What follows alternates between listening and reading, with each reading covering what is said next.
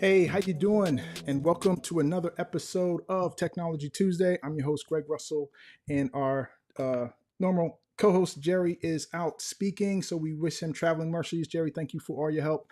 Guys, listen, we have a very special guest today and a very special show. So if you know what time it is, if you have someone who should be in here watching it with you, let them know that we are live at Technology Tuesday. Let us know in the comments, hashtag live. Let us know where you're coming from. And if you're checking us out on the replay, hashtag replay and let us know where you're tuning in from. So we are not going to hold back any longer. We have a very special guest, Mr. Roger Wakefield, who's going to be in the studio with us in just 1 second. And we're going to talk all things YouTube today and show you how you can grow your business with the power of YouTube. So we aren't going to hold back any longer. We're going to get started right now.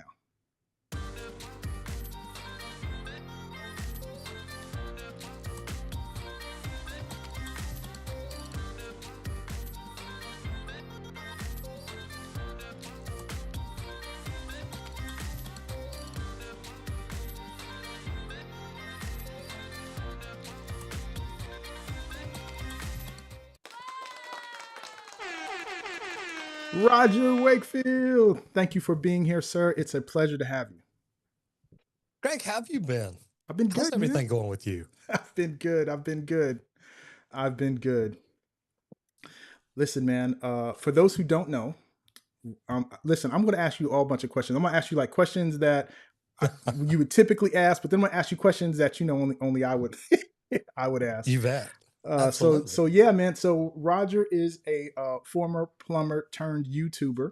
He has over 120 million subscribers across YouTube and TikTok, and he is one of the most lovable personalities that I know because he has such a big heart and just a good friend of mine. Roger, thank you for being here. It's just a pleasure. Greg, thanks for the invitation. You're one of those people that have come across in my life that no matter where you ask me to go, no matter where you ask me to do, brother, I'm there for you. So I appreciate this. Oh man, thank you. So listen, man, I'm just gonna dive right in. Let's just head first. How has Okay. YouTube changed your life? Man. Well, and it's funny because I was in a podcast earlier and somebody asked me a funny question that said, how does it feel to go from the pipe to the tube? And I'm like, oh my God, I love that. And that's really what it is. I mean, Greg, if you'd asked me, I got tired of marketing companies ripping me off. And I walked into a social media marketing conference 7 years ago, 7 years and 3 months, literally thinking that I'm going to learn more about Facebook. Because at the time, I'm 54 years old. And that's what social media is. So I walk in and I discover this thing, and not many people know about it. So I'm going to tell you a little secret. There's this thing out there called YouTube. And it can completely change your world. I sat on the front row and this guy comes out and he starts talking about it. And to start off, I was walking down the hall to another Facebook room and I saw this placard that said, get in front of your customers using video. I thought, God, we could do that. And I walk in this room, sit on the front row. You've seen me. I'm on the front row. I'm taking notes. And this guy walks out and he says, YouTube is the second largest search engine in the world. And I literally thought, this guy's stupid. He doesn't know anything about YouTube. That's just where I store videos. And I turn around to walk out and I look and I'm like, wait a minute. This room's packed. And I look back up at him in time to hear him say, and it's owned by Google, the largest search engine in the world. And I thought, what's going on here that I know nothing about? Because I started thinking about how much money we sent to Google every week. And this guy's talking about YouTube is owned by them. It's the second largest, and we're not sending any money to YouTube. And little did I know, just a few years later, Google would be sending me more money a month than I was sending them a month to grow a plumbing company. And it's completely changed everything. I don't do much plumbing anymore unless it's for a video.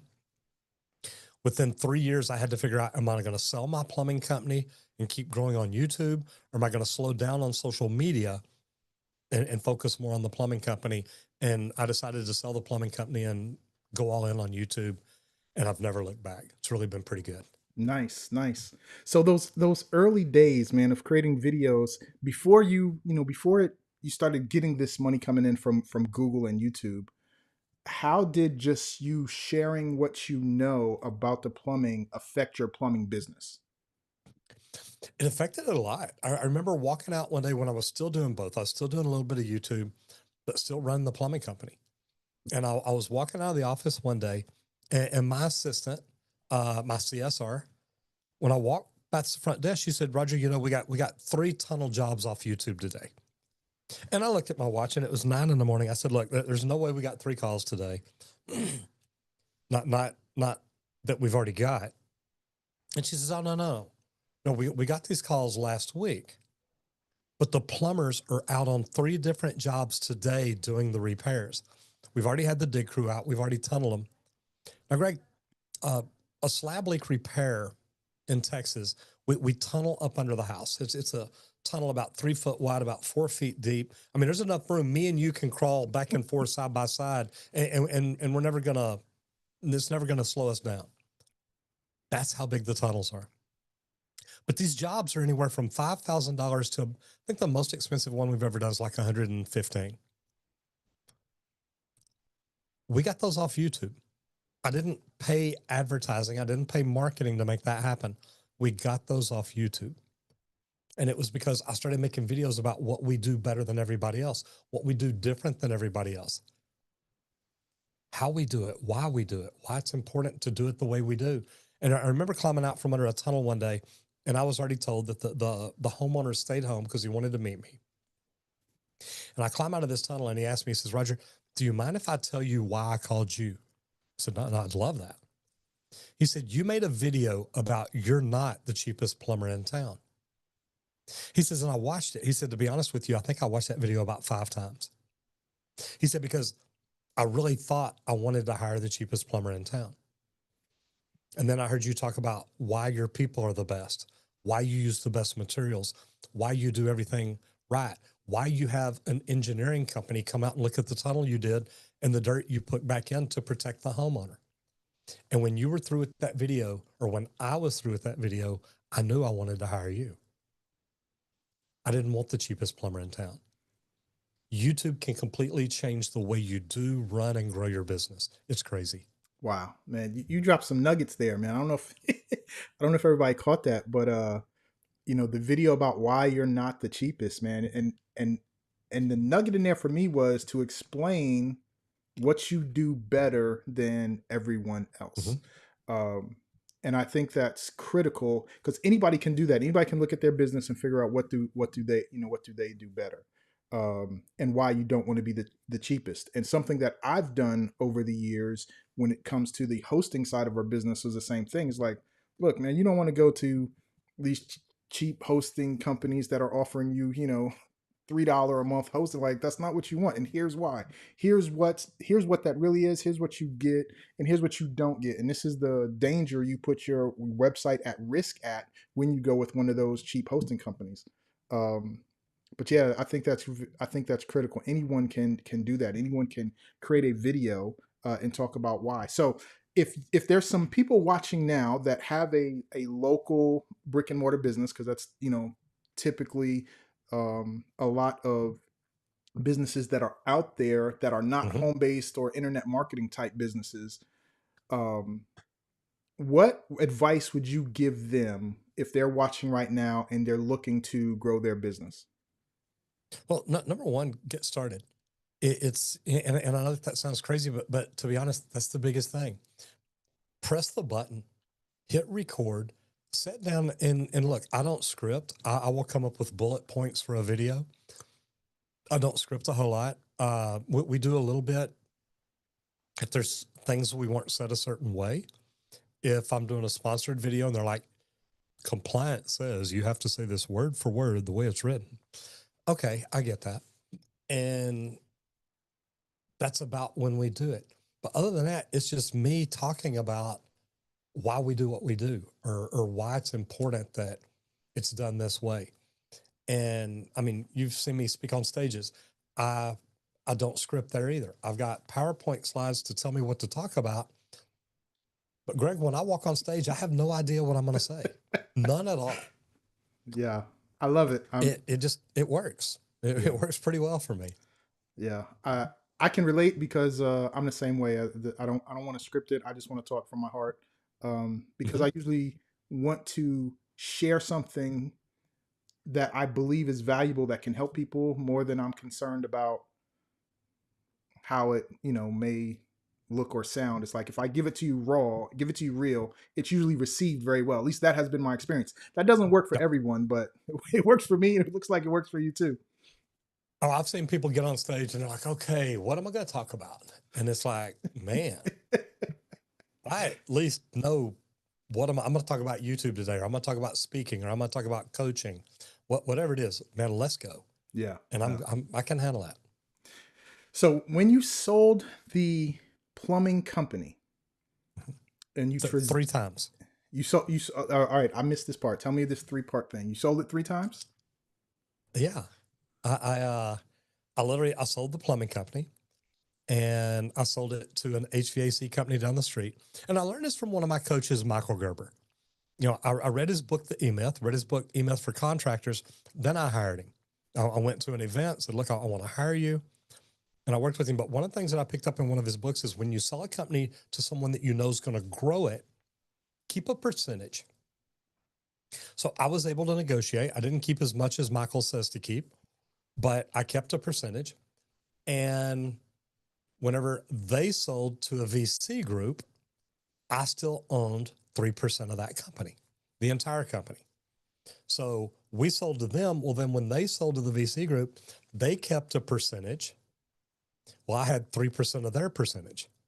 So last December, I finally sold all my shares and I'm like, look, I'm out, tap me out, let me get out of it. And really, I wasn't having to do anything. I was just sitting back and watching that money grow. So it wasn't too bad. Oh So man, I love it. yes. I love it. I didn't know that, but that's interesting, and that's a lesson within a lesson. Um, Mhm. and I love it because I'm always looking for ways to have something that's going to generate money so that you don't have to, do anything to get it. There are plenty of ways to do it, and people are doing it every single day, and you need to be open minded to that. It can really happen. I think a lot of entrepreneurs are stuck in the employee mentality towards their own business where they have to do Mhm. something to get something. And I'm like, no, you need to have something and just have the money keep coming in. So thank you for sharing that. I don't know if Uh, everyone picked up on it, but I sure did. I like the way you said that because that's one thing that I learned from Michael Gerber too is look, don't build a business that you've got to be in every day. If you do, you built a job. Yes. Yes. That is one of the books that really, really shifted my thinking. And if you guys aren't familiar, it is The E Myth by Michael Gerber, um, Mhm. one that I read. And now I'll share with you another one that also shifted my thinking. One I read a long time ago is Who Moved My Cheese? There's a Yeah. book called Who Moved My Cheese? And it was talking about when things shift and things change, because they were talking about this mouse would go and always this maze and always get this piece of cheese, and then one day the cheese stops showing up.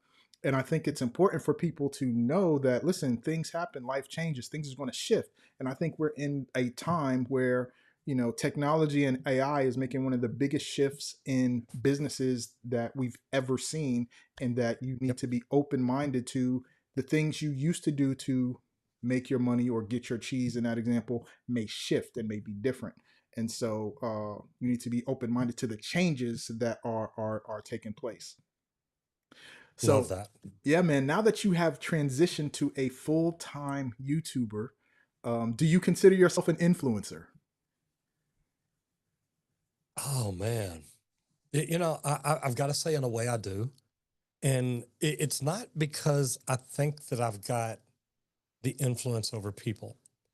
I think we've all got influence. I think it depends on how we deliver it. And influence can be good and influence can be bad. Influence is the same as manipulation. Okay. You can influence a conversation. You can influence a person. You can also manipulate them if you're not doing things good. But I think that where I realized that I was an influencer, my son went to a conference with me out in just outside of LA. And we went out there we went out there knowing that I was going to set up a booth and I was going to do some just little interviews, nothing big, nothing crazy. And I always carry swag bags. I've got my wristbands, I've got pins, I've got stickers. We used to have magnets. I mean, all kinds of stuff in it. And when I say pins, not rock writing pins, but the little Roger Wakefield face looking pins. It's basically, it's my logo. But we always carry these with us. And this was a true plumbing conference. And we walked in, and when I go to these conferences, Greg, I'm there to look for sponsors or talk to them because they're there, that they're pitching their wares, they're doing what they do. And we knew that General Wire was about 100, 150 feet from the door. So we walked in. Now we had been outside, and I'm lucky. I get recognized a lot, and I could tell people are looking like, hey, that's Roger over there. So we walk in the door, and we knew, turn right. The first booth that we want to stop at's right down there. It took us an hour to an hour and a half to get that far because we probably had anywhere from 150 to 200 plumbers that would come up one at a time, that they'd want to tell their story. They'd want to take a picture. They'd want to shake hands. And then we give them a swag bag and tell them, thank you very much. We pick up the swag bag, put it on our shoulder, and take a couple of steps, and somebody else would come up. And it was really neat, Greg, because at the end of the day, and this was the first time my son had been there with me. And I asked him, I said, so what was your big takeaway today? And he said, Dad, the neat thing was, he said, so many people came up to you today. And each and every one of them had a different story as to how you helped them, why you helped them, what video it was that helped them, what it was you said in a particular video that changed the way they think. And, I kind of listened to him, and I'm thinking back through all the conversations, and that's really what it was. There were people that I was the reason they got into plumbing. I was the reason they got into the trades. I'm the reason they were driving their own van now. I'm the reason they started their own company. So many different reasons and stories and messages. And he said, Dad, none of them were the same. Everybody's message was different. Wow. And that's why I try to tell people about YouTube, because, Greg, each and every one of us have a different story about how we got to where we're at. And there's somebody out there that's going to connect with us and believe in us. And they're going to hear something from us that can completely change their life. So I know that's a long way of putting it. Yeah, I have become an influencer, whether I really wanted to or not. Nice. I love it. I appreciate the story, and it makes me think of several times that I got recognized. And it's funny, when me and you were hanging out in Florida, I remember being at a hotel and us being in the lobby and people recognizing you just because you're that popular. But I remember the first time I got recognized, and this was it was a meeting, it was an event, and I used to do these trainings for this national association, and it was a technology training we did on software that they did. We do the training every single week. And so when they had their conference, they flew me in to come speak. And I remember walking to the conference and people coming up to me, recognizing me because they saw me, in this training that we did online.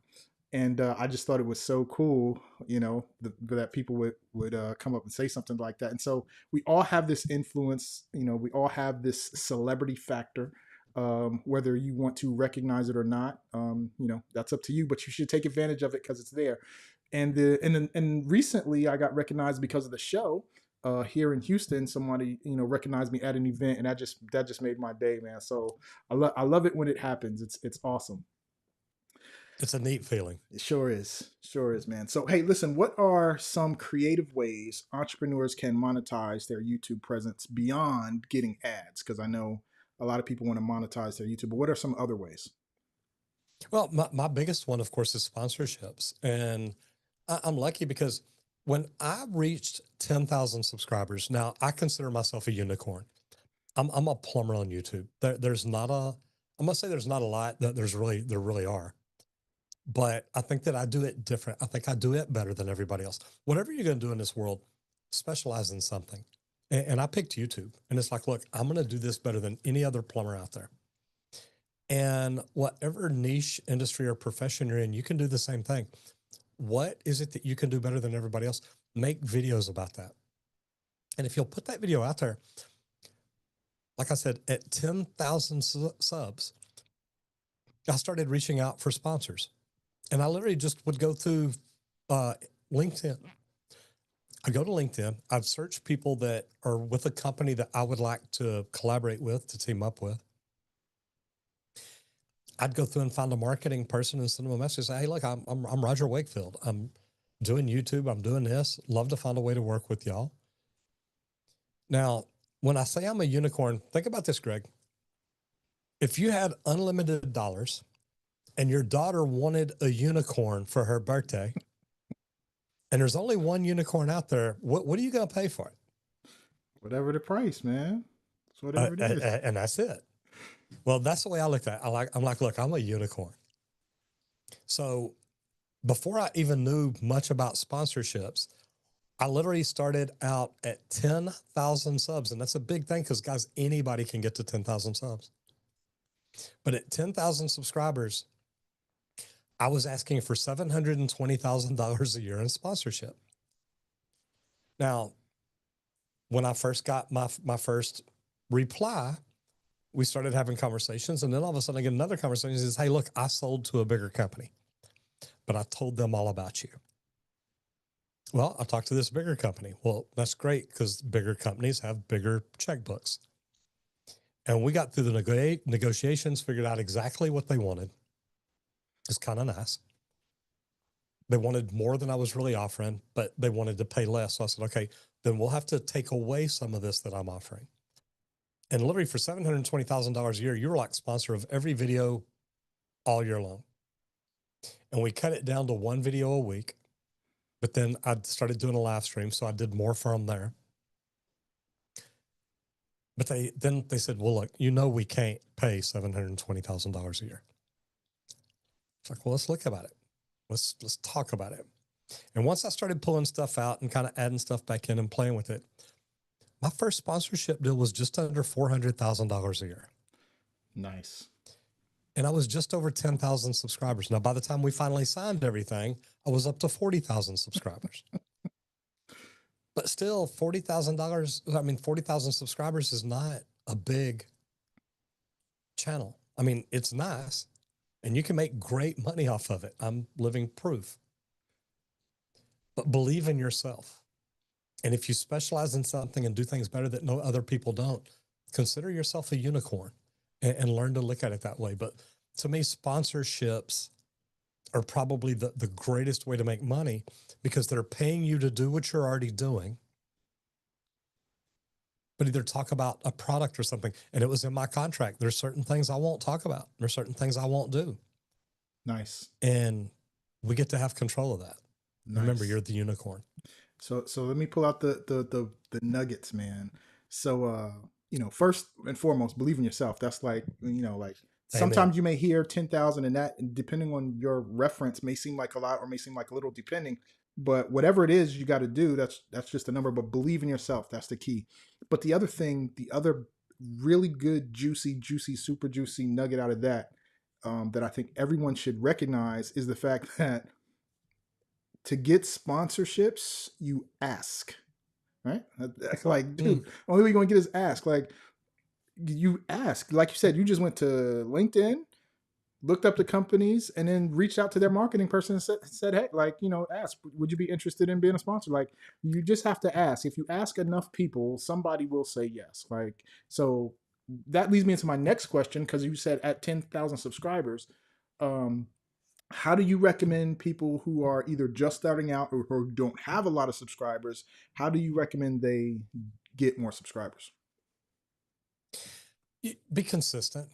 I've gone back to that first conference that I went to that I learned about YouTube in, and I go back continuously. I've been back every year, and they always come up to me and say, Roger, look, the year you were here, there were about 6,000 people here.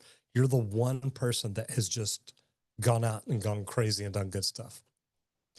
And what I tell them when they ask how I did it or what I did, I say, I implemented. You know, we all go to conferences, Greg, and we take notes for days. And every time I take a note that I'm like, hey, this could grow my revenue, my bottom line, I'll either circle it, put a big check mark, maybe an asterisk, maybe I'll do all three. I had to leave that conference early because I had a radio show Saturday morning. So I left at about midday on Friday. Didn't even get to stay around for the keynote speaker who I really wanted to hear.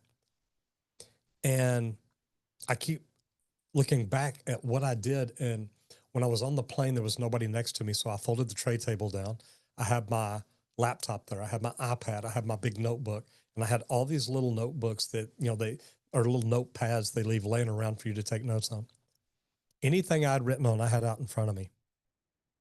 And I started coming up with an implementation plan because the day before learning about YouTube, I learned about speaking on stages from Pete Vargas. And then that day I learned about YouTube, and I had to try to figure out which one do I do first. And between that Friday plane ride on the way home, after the radio show, I went to the office. I was in there all day Saturday. I went back after church on Sunday, was in there all day Sunday. And then Monday when I walked in, I told the team that wasn't out in the field, hey guys, we're changing our marketing. We're changing it now. We're going to start doing YouTube. And within 30 days, we started posting 3 videos a week. That's how crazy it was. 3 videos a week. I love it. I love it. Oh man. Thanks for the shout out. Thanks for reaching out. Appreciate that. Oh my goodness. 3 videos a week, dude. That's awesome.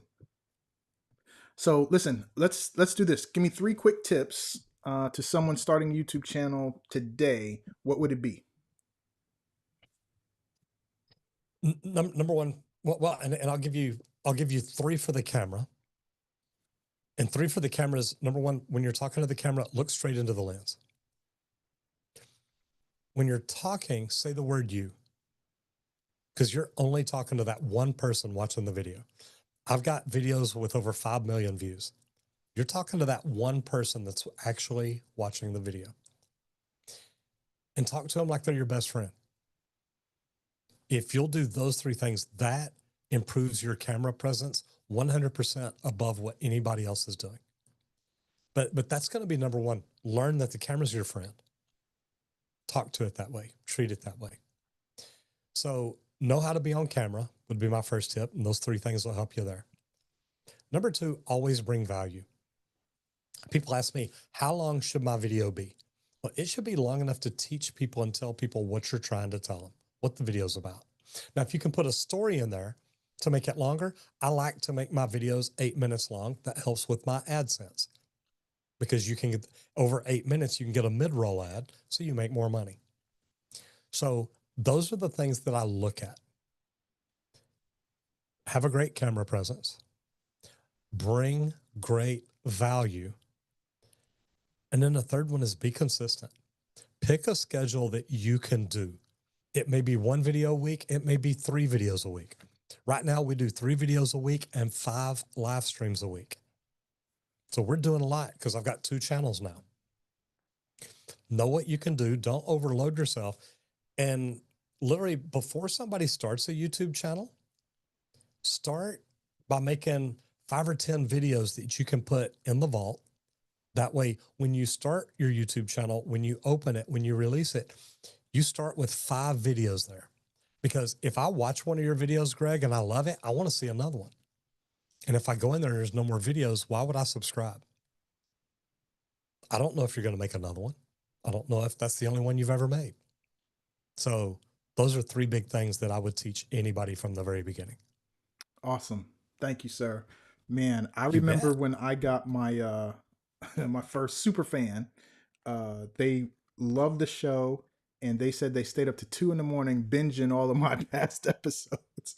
So yes, that I love the advice. Great stuff. So what I want to do now is I want to show everyone how they can. No, let me do that. Let me listen to your advice. I want to show you how you can get training right from Roger, so he can show you how to grow your YouTube channel. So um, instead of us trying to cram it all in this show, I'm gonna show you how you can do it right now. So I'm gonna jump over to the desktop, and we're gonna. Oh, I forgot to add you on here. Let's do it right now. Boom, pops you Look right at up that there. beautiful desktop. There you go. uh, Okay, first of all, hold on. Before you go deep into this, you know, I told people I don't like marketing companies. I learned social media because I got ripped off by marketing companies. But even the last website that I had redone, they didn't do it right. I've got a 43-page brand book. They never looked at it. My page did not match me. And I want to tell people, I reached out to Greg because I've got a guy. And I reached out and I sent my brand book. I said, Greg, look, here's what I want. Here's what I need. And you're phenomenal at what you do. You're not the cheapest guy in town, but you're not the most expensive either. But you know what? You did 100% everything that you said you would do. And that in this industry that you're in, brother, that's a blessing. So it has been nothing but a pleasure to work with you. So you made me the most amazing website I've ever seen. People come to it and they tell me, oh my God, Roger, that is you. It's like, I know.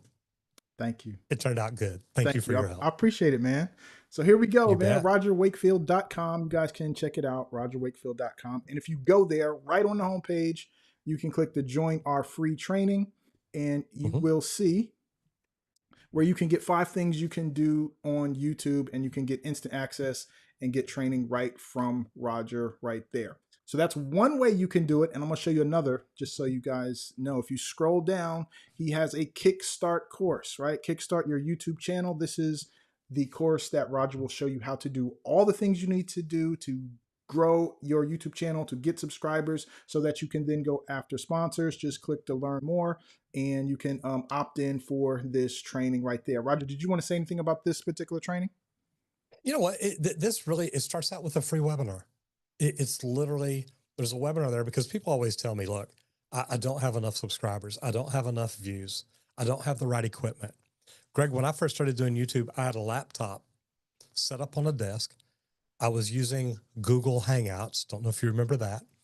And I was backing up to get far enough away from the computer that I was screened on the video the way I wanted to be. And I didn't even have a microphone. So I'm really hollering at the computer to get it to hear what I'm saying. So look, you don't need the right equipment. Just get started. You can eventually get the right equipment. Yes, sir. That's right. Just get started. So I made it easier for you guys. You can go to gregurl.com/kickstart and that'll move you right over, or you can just head over to rogerwakefield.com. Sir, I want to thank you so much for being here today. I know how valuable your time is. I love seeing all your travels. You travel all over the world speaking about for the trades industry. And before we wrap up, let's talk about that. Share a little bit about your heart and your passion to help those in the trades industry. I think the trades are so important to me because, look, I knew I was not a college student. Now, if I'd have got to play football or something, that may have been a different story. But I knew that I wasn't going to college to learn. I was already tired of school. I didn't want to go to college. And I quit school in the middle of my junior year. And luckily, I was managing a restaurant, a hamburger place. And one of my best friends was there with me one night. And it was a real slow night. And he looked at me and he said, look, my dad, my brothers, they're all plumbers, all 4 of them, and they love what they do. Now he had asked me, he said, what happens here if you get quit or you get fired? And, you know, Greg, at the time I thought, you know, hey, I'm managing a restaurant. Life's amazing. I'm probably making a whole $5-6 an hour. So he asked me who would hire a 16-year-old restaurant manager. So when I quit school, I called one of his brothers and said, look, can you help me get a job plumbing? And I fell in love with it. Now, throughout my career, I did go back and graduate with my class, but throughout my career, I've got out of plumbing and tried other things. But here's what I'm seeing lately is there's less and less people getting into the trades. And what's going to happen is supply and demand is going to kick in. The average age of plumbers in Texas right now is about 57, 58 years old. In 7 years, we're going to be retiring. And there's fewer people getting in the trades. So what that means is there's going to be fewer good plumbers out there. And this isn't just Texas, guys. This is around the country. Everywhere I go, people say, hey, do you know any good plumbers in Chicago? And I'm like, no, they're like me either. And I'm a real estate agent. Plumbers, good electricians, good HVAC techs are getting hard to find. But in the next 5 years, you're going to be paying somewhere between $500 and $1,000 an hour to get these people out to your house. Truthfully, they're going to be making more money than doctors and lawyers because there's going to be less of them and you're going to need them more.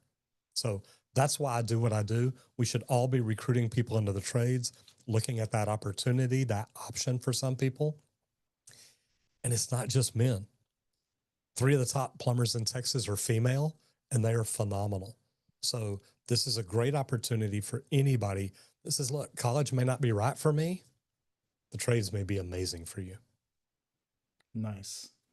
Thank you so much for sharing that, man. I didn't even know that. That's interesting, and I love it. So I now understand why you go all across the country speaking about the trades and getting people interested in the trades.